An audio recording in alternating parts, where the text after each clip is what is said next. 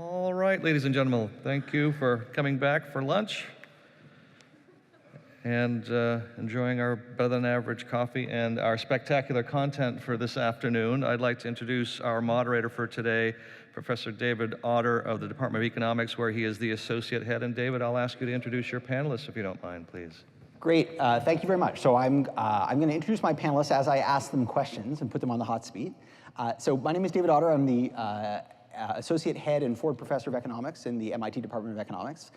And it's an honor to be here today. It's an amazing conference. Now, you may be thinking, well, we already saw all the cool technology stuff. You know, who cares about workers, employment, and so on. But I want to make the point that we are at a very consequential moment. And the public believes that very strongly. So there was, I don't know how many of you saw, there was a really interesting survey done by Pew of people's attitudes towards technology and the future of work. And people are surprisingly aware and worried and rather negative about where this is going. So about 76% of people they surveyed thinks that inequality between rich and poor will become worse as a result of automation. And 64% of people think that individuals will have a harder time finding things to do with their lives in the future.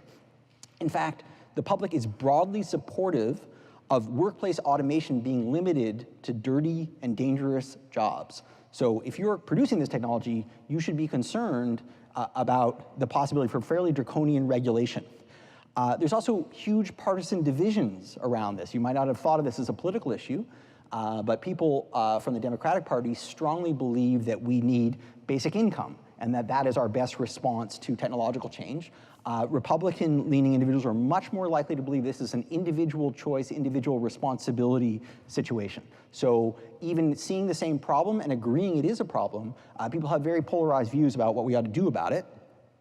Interestingly, a relatively modest percentage of people actually say they have been adversely affected. So 6% of young adults, of adults report that they have lost hours or earnings or employment as a result of automation.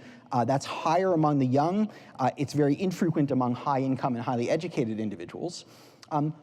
Most people actually, in their own experience, are positive about the impact that technology has had on their work. They think it's made it more interesting and more demanding. That's especially true of the highly educated. And the last point that I will make is when you ask people about which jobs they think are most and least likely to be automated, the job they think is most likely to be automated is fast food worker. The job they think is is least likely to be automated is nurse. Can you guess what the job that people think is second least likely to be automated? Any guesses? Say again? Teacher. No, although that's part of the answer. The correct answer is whatever it is they do. Everybody thinks that they are after nurses, their job is the last one to go. So it suggests that people are very broadly worried in abstract.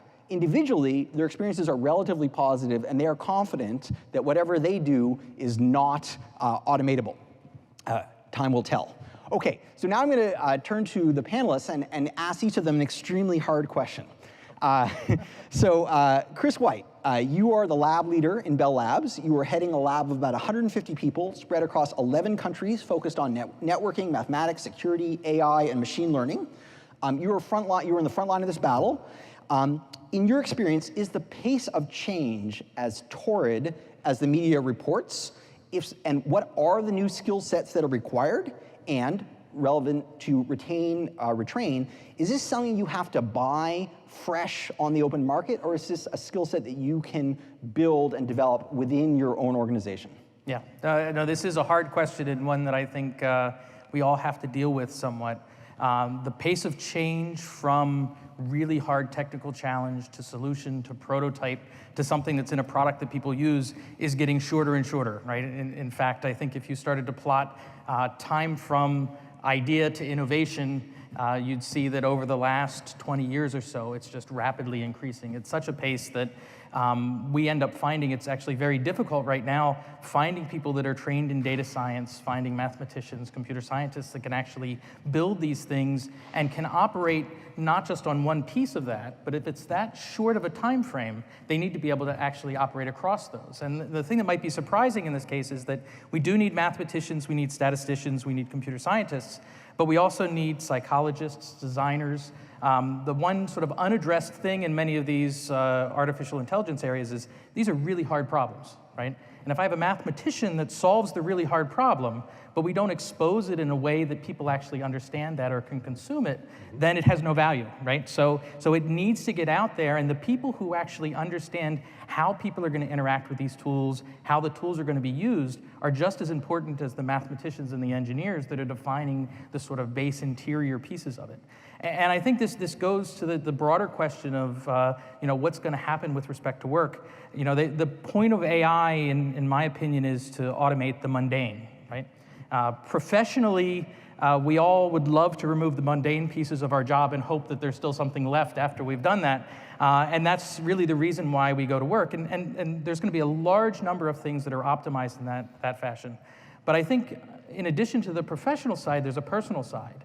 Right? The people who are worried about whether AI is going to take their jobs, if you wanted to take away their GPS, they'd be very upset right now. Or all the things that we're actually using AI at the moment to make our lives better. So the augmentation of individuals, I think, opens up an enormous space, right? So I'd like to quote something that happened in this auditorium in 1977 in Computers and the Future of Work. Actually, I'm kidding. There was no meeting on computers in the future of work, but you could imagine around that time frame, people would worry about exactly the same things, right? Computers are going to come in, they're going to take our jobs. And at that point in time, the people who were truly visionary were looking at all the new applications, all the new jobs that got opened up because we could utilize that as a tool to expand our horizons. And I think AI is exactly that. And I may be the eternal optimist, but I really think that we have that opportunity. Let me ask you a brief follow-up. So I think the vision a lot of people have is there's these new tools, they're so exciting, and only people who are just out of graduate school can use them, and everyone who's in my age bracket, 70 and above, is now is no longer employable, right? You're laying off all the guys who are mid-career and above. Does that have any correlation with what is actually happening? I don't think so. I think, as I mentioned, the design piece of building tools that people seamlessly interact with, but that actually augment their ability to think about problems, to be more creative, to actually access all the data that's around us, that design problem is hard, but it's a design problem that's solved for all of us, right, across all different ages. And again, if we took 2 steps back and we thought about the things that we use today that are optimizing the way we interact with the world, that doesn't have an age, right?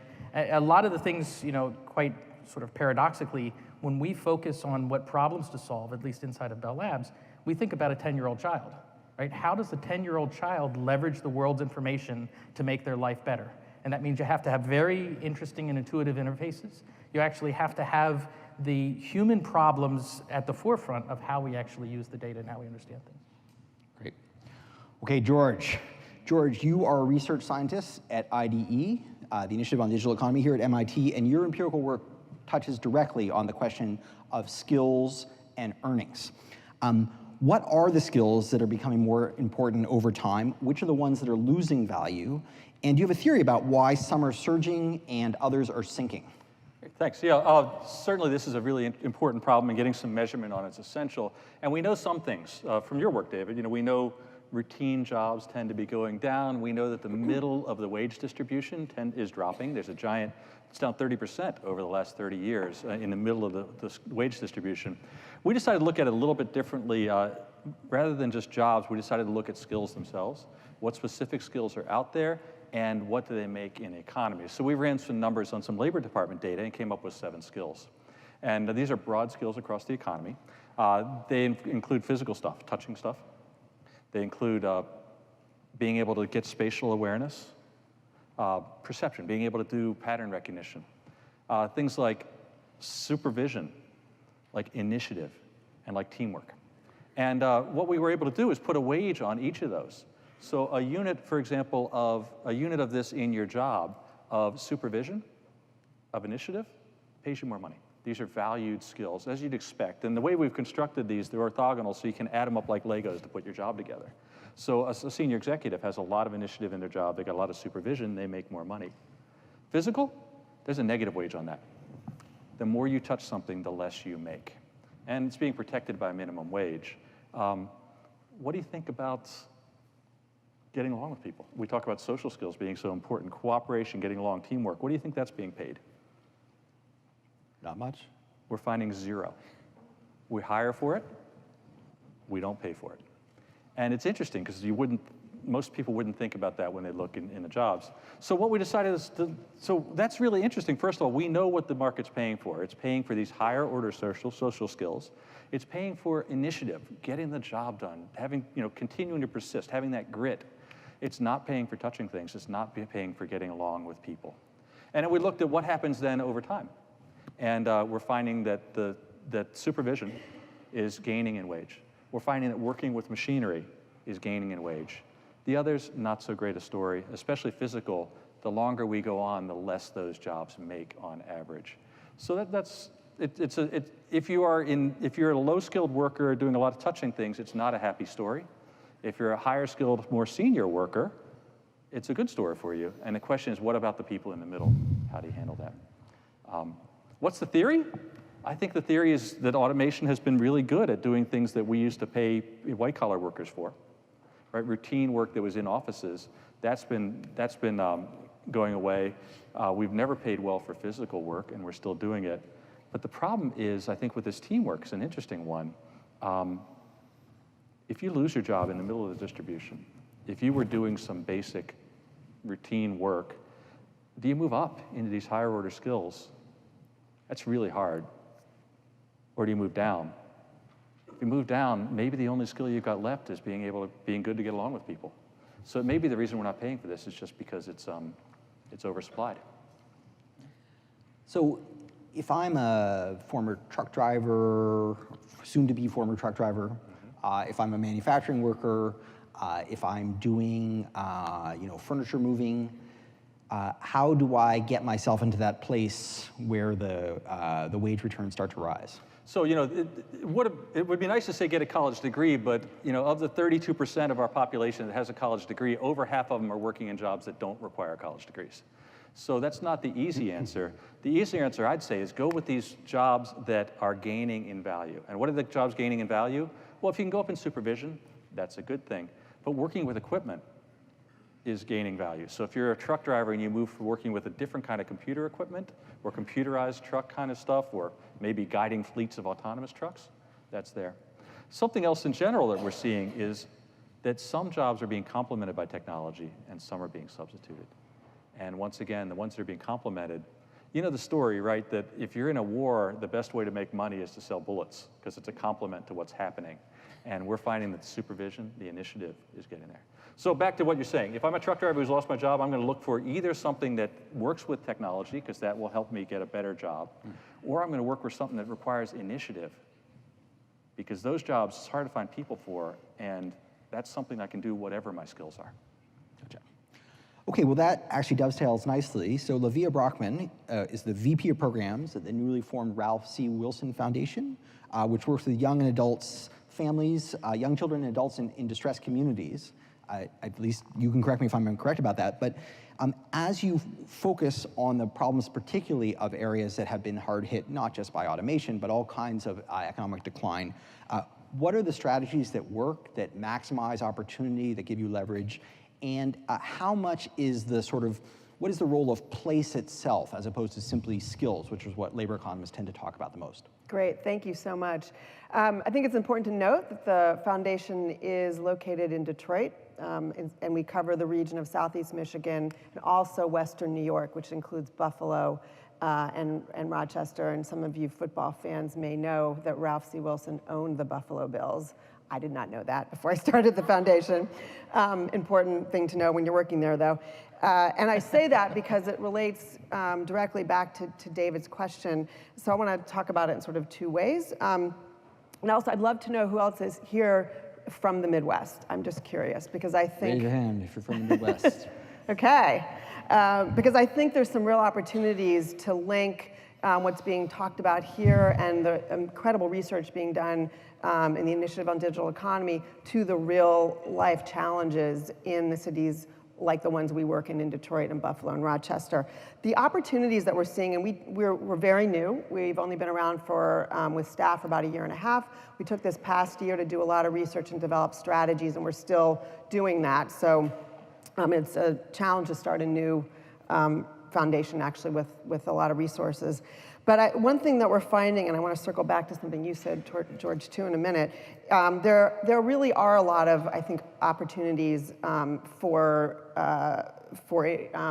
addressing this transition that's occurring. So first of all, I think we need to recast this a little bit and think about how to create new pathways to upward mobility. So in the past, those pathways were very much through the middle skill, middle wage jobs, which were often really good and well-paying jobs in the auto industry, in steel, in some of these industries that are obviously shrinking in terms of at least number of workers.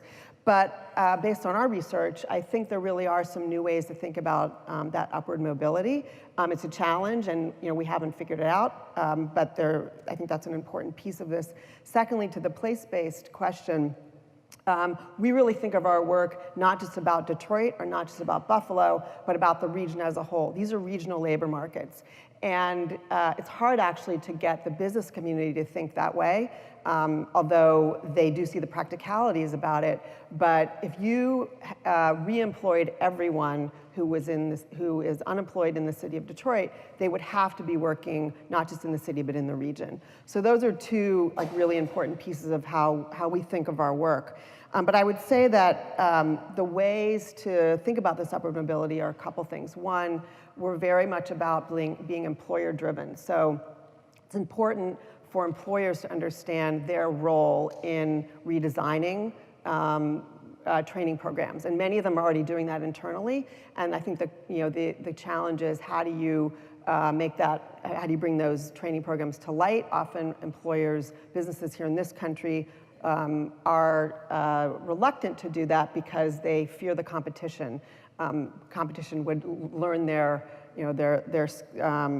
approaches to retraining.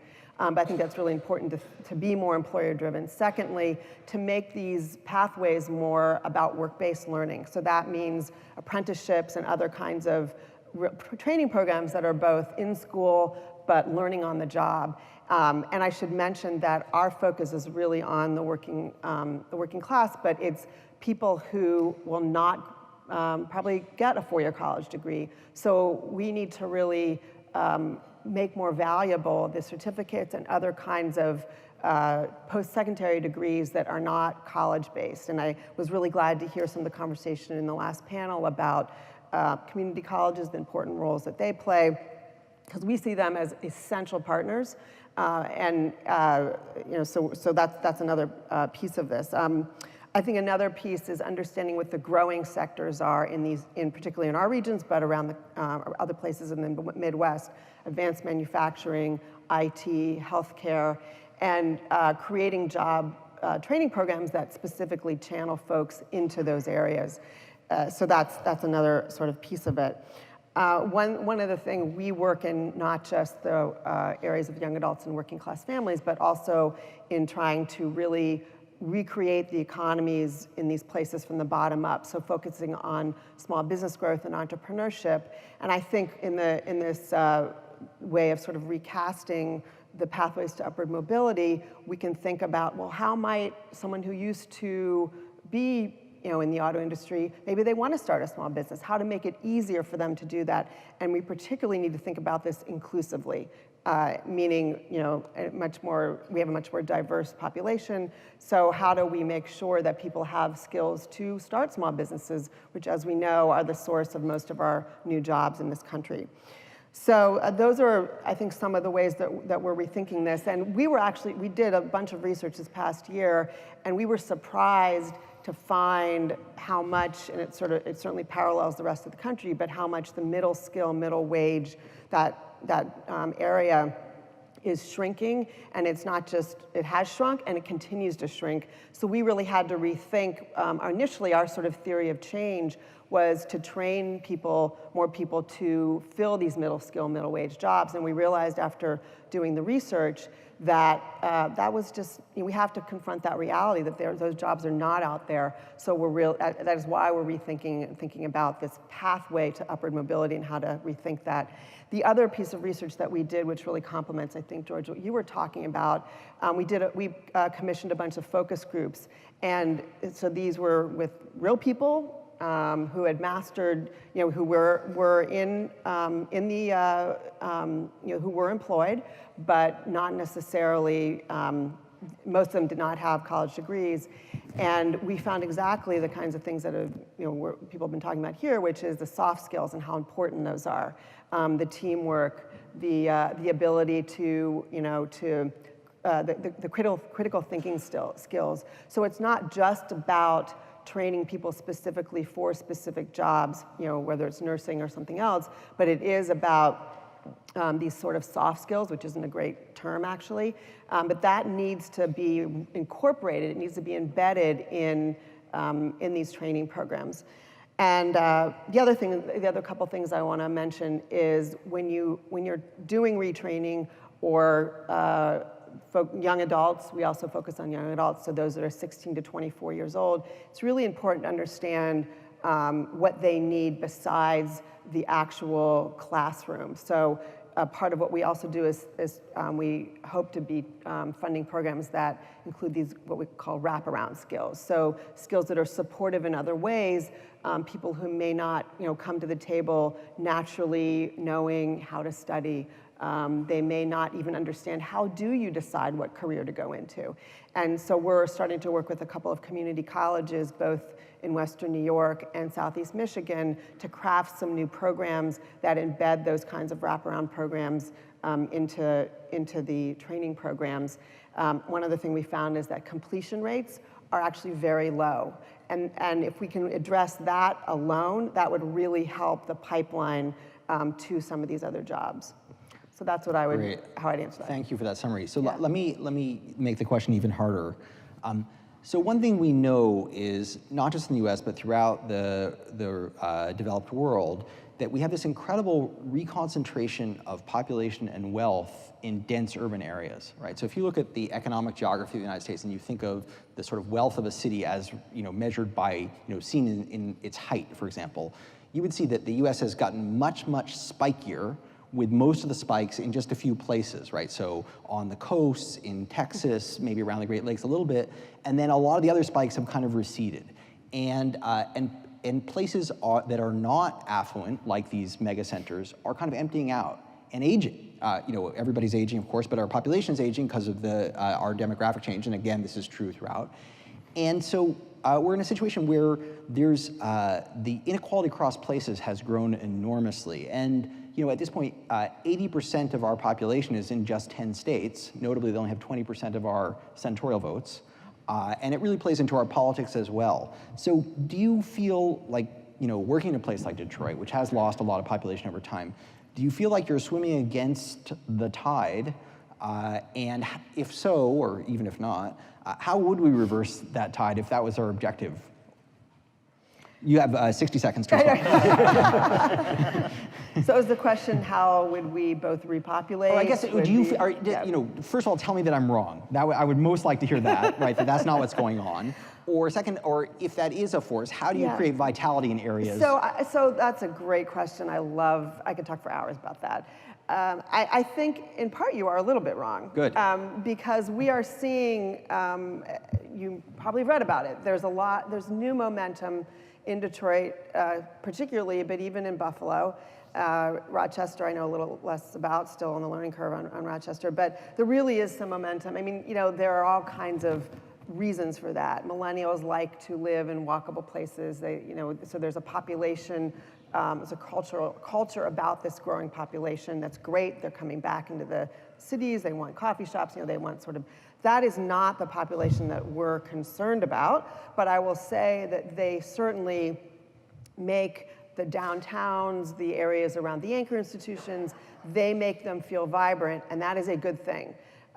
Many people will tell you, though, well, what's going on with the, Detroit is 139 square miles. So what's happening in those, so 7.2 miles is about square miles is about the area that's being repopulated. So what's happening with the other, 122 or 132? So, I would say that has to be very intentional, that growth, and that is happening. It takes a collaboration among all sectors, public sector, the private sector, philanthropy, and that actually is happening in many ways in Detroit, and I think that's what's start to make it more successful.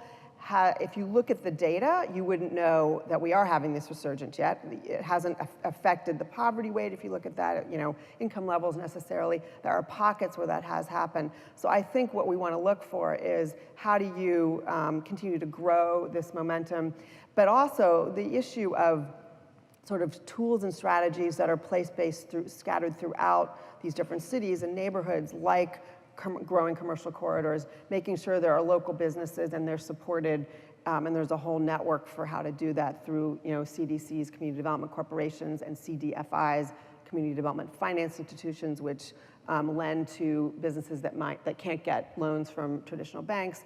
So there's a sort of a need to build a whole ecosystem in addition to the workforce retraining that's going on.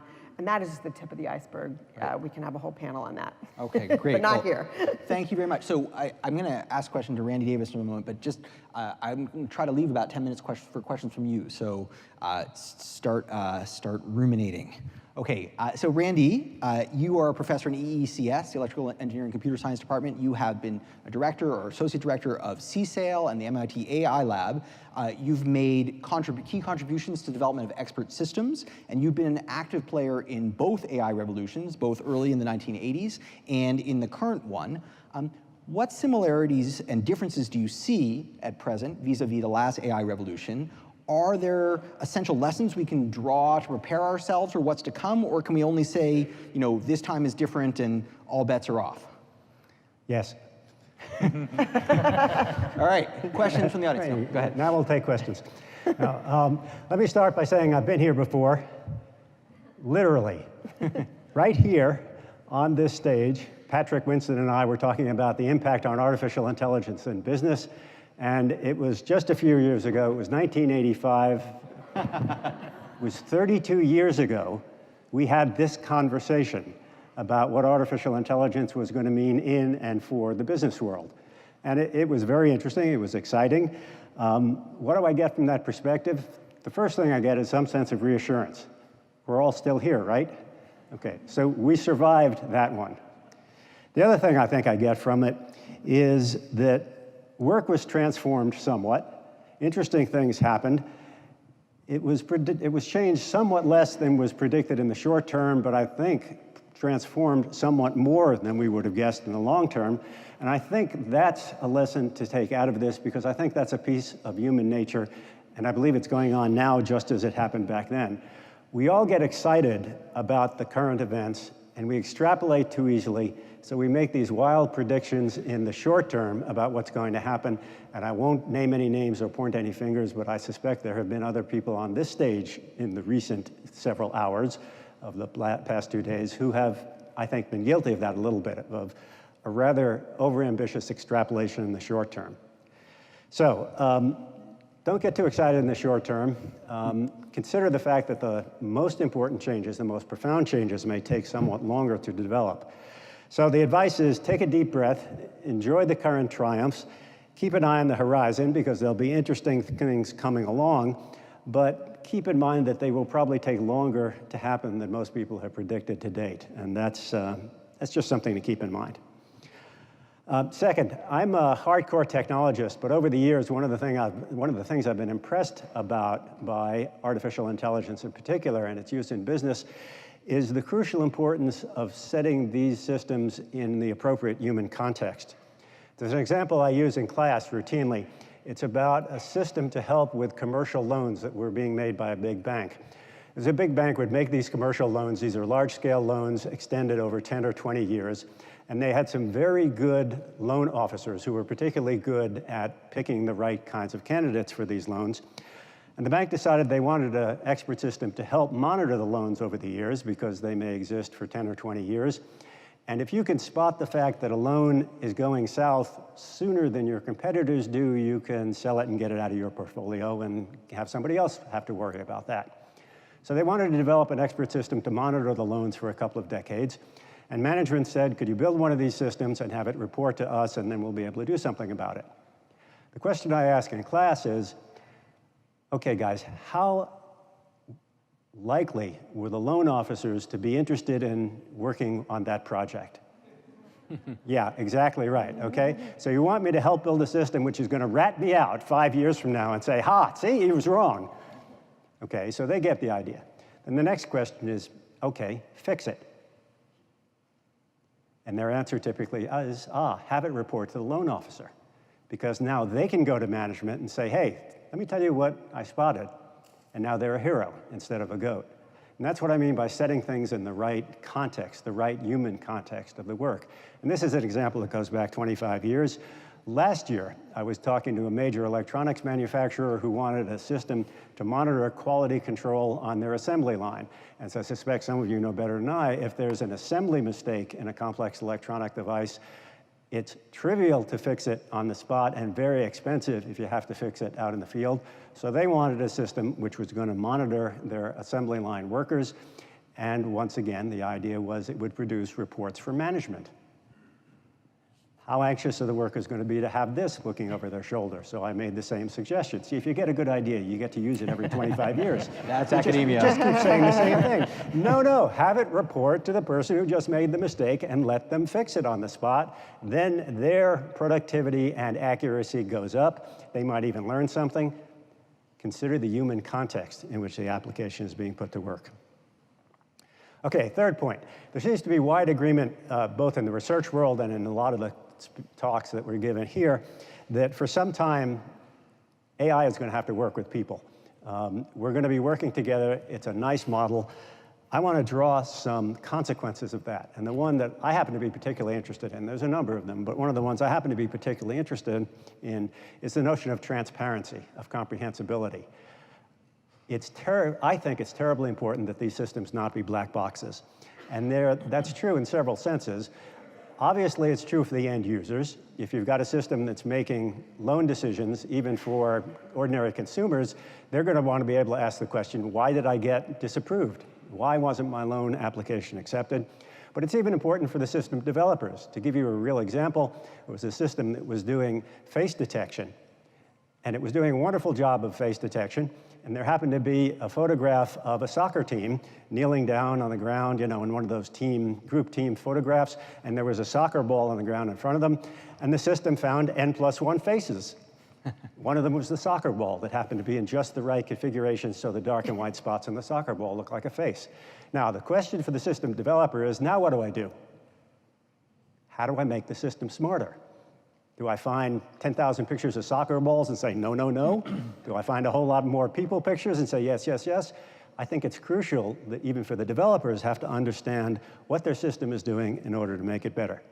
Now, this is not a novel observation. DARPA has a program on explainable AI. I recently got asked to join a committee that's designing a explainability contest for AI systems. So there's a lot of action there. Let me make just two brief comments about how we might move in this direction. One is, there are people working on building transparent models. You don't have to build an enormously complex black box model. You can say, as a design constraint, I want a simpler model, and I'll take the hit in accuracy versus performance. And because, of course, we can measure those things, we can measure how good a system is, and we can say, given that I've now built a simpler model expressly so that people will be able to understand it, what does that cost me in performance? And is that worth it? You can at least make an intelligent trade-off there. But the idea is, as a design constraint, make the model simple to begin with. By the way, just so you have a seat of the pants notion here, some of these deep neural networks that have been doing spectacular jobs on things like speech understanding, they have 100 million parameters It's a box with 100 million dials on it, all set to the right thing, so it works well. Tell me how you explain that behavior. It's beyond me. Okay, so the second point about explanation, you can build an inherently transparent system, and then you can build, and this is an interesting and quite open research problem, is build a model explainer. Suppose I've got one of those super hairy things with 100 million parameters. Are there ways that we can simplify those things so that they become more understandable, more transparent? That is, can we build programs that look at complex models and build the appropriate sorts of abstractions to make them make sense? That's really interesting. It also raises the interesting question of what does it mean to give a good explanation? An explanation ought to be comprehensible. How do I measure that? It ought to be convincing. How do I measure that? It ought to be accurate. How do I measure that? How do I know the system isn't just making up something that sounds good? I mean, people never do that, do they? So I want a system that not only tells me what it did in a comprehensible way, but it tells me what it did in a way that I can actually verify and say, oh yeah, I can see that's actually what went on. Fascinating problem, open issue. I look forward to what's going to happen there. Thank you. So before I take questions, let me just make a comment on that. There, economists have kicked around this notion of what they call Polanyis Paradox for some years, which is that the philosopher Michael Polanyi said, we know more than we can tell. There are many things that we know how to do that we can't explicitly explain. I can't tell you how to ride a bicycle or how to recognize a face. I can do it effortlessly, but I don't know what I'm doing. And so that was, for a long time, a barrier to automation, because if we didn't explicitly know the rules, it was hard to write a program to have a computer carry that out. Well, of course, now we have machines that learn from data, draw inferences, or things like that, associate and take action. And now the difficulty is what I like to call Polanyi's revenge, which is they can do things we can't tell them, but then they can't tell us why they did them. Can I comment on that briefly? We ran into this issue constantly in the early expert systems days. The experts would say, I can't tell you how I do it, it's just intuition. There's always this intuition stuff. So I developed a rejoinder, which was very effective. I said, intuition is just unexamined rationality. And the point is, that's true enough to be a good working hypothesis, because what happens is it chips away at this reluctance to be introspective and to say, wait a minute, how do I know that? And if you can do that enough, you chip away enough of the stuff that you do know how to explain, and you know what? The stuff that's left over is really interesting. Even if it's opaque, it's really interesting. So developing the attitude that, yes, it is, it can be explained, may not be 100% true, but it's a great working hypothesis. And it's really important, right? Because we have lots of systems that we will rely on. Like, I'm happy to drive in a self-driving car that's 70% safer, but every once in a while, if it just like drives off the Golden Gate Bridge for reasons that are sort of hard to interpret in software, I might be like, well, it's safer on average, but I'm still not that comfortable with that outcome. Right? You just reboot it, it'll work better. Yeah, that's right, next time. Yeah. Okay, great. So that leaves us a few minutes, and we are happy to take questions. If you have a question, please just walk up to one of the microphones here. And while they're doing, let me ask Randy a question. So if certainly the touching things are not making much money, spatial awareness is making some, and then perception, pattern recognition is making some. And we see computers are getting better at those things. When are computers going to get good at supervision and initiative? How soon? When are people going to get good at supervision and initiative? Good answer. No, that's wonderful. I'll let my lawyer speak for me on that. Okay, why don't we take a question from this gentleman in the front. And please state your name and a brief question. We'll try to respond. Thank you. I'm Enrique with the Office of Digital Learning.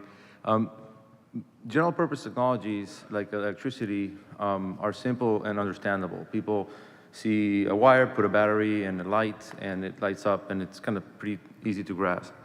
What would be the equivalent of the components or the kind of containers for this general purpose technology of AI to be understandable at that level, similar to what electricity is or was way back?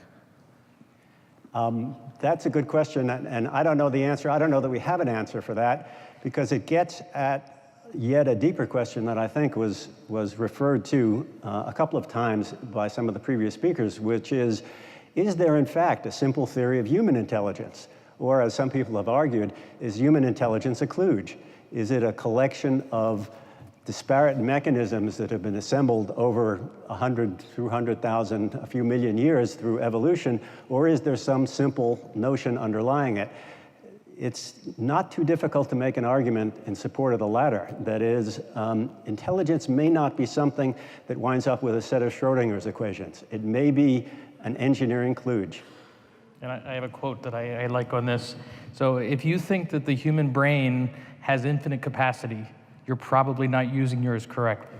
Which goes to say that it may be a very simple thing that actually gives very complicated behavior. And that really is probably more possible than it being so ultra complex that it actually leads to this very, very complicated behavior. Nice. Please state your name and ask your question. Hi, my name is Susan Winterberg from Business for Social Responsibility in New York. My question is for George. Going back to the topic up on the screen there, retrain and retain, one of the things that companies have to face when they're thinking about implementing digital technologies is how to think across their current workforce of who should be retained and upskilled. What do we know about how successful these initiatives are, and what types of things predict which people will be successful and be satisfied in these jobs afterwards as they're moving from more of these manual labor jobs to the ones you talked about that require higher social skills? So one of the things we want to think about is what does it mean to have social skills? And at least my work says the social skills are about organizing and leading people. They're about having that initiative and innovating, but we're not rewarding just getting along with people. So first of all, we want to look for the people that are able to be more the leaders, the more initiative to get there. The second thing is I think we also want to think about the people that are in that job. Maybe we're not going to put them in the same jobs when it's done. I studied a company in India that half of their salespeople couldn't make the change to becoming relationship people. But the half that didn't make the change were able to find other things in the company that they did. They just weren't selling anymore. So I think in the retain, we're going to look for the people that have that growth mindset, the ability to innovate, the ability to work with people. They're likely to make this shift. The other ones, we may want to try to find other places for them as these digital pieces go in. Because I think, Randy, you had mentioned it, the technology doesn't get value. Changing the way we work gets value. But as we change the way we work, people that stay in there have to be the ones that are comfortable with that change. Okay, so we're going to take one more brief question. I'll just remark on that. People like hard work, right? People like demanding work. People don't like work that is rote and repetitive. And in fact, so people want a challenge. And if you're retraining people, people are happy if they're doing something that's actually more intellectually interesting, more demanding for them. Okay, very briefly, please state your name and your question. My name is Thomas Farrell. I'm from the University of Utah. I just have a question about the kind of new applications for this technology. You had mentioned you were here 32 years ago, talking about the same stuff, but the difference now is that I, as a layperson, can pick up these tools and start to use them. So I kind of wanted to hear your comments on the breadth of applications that we're seeing now. And then just to... I think we're going to stop you there, sorry. Go ahead, Randy.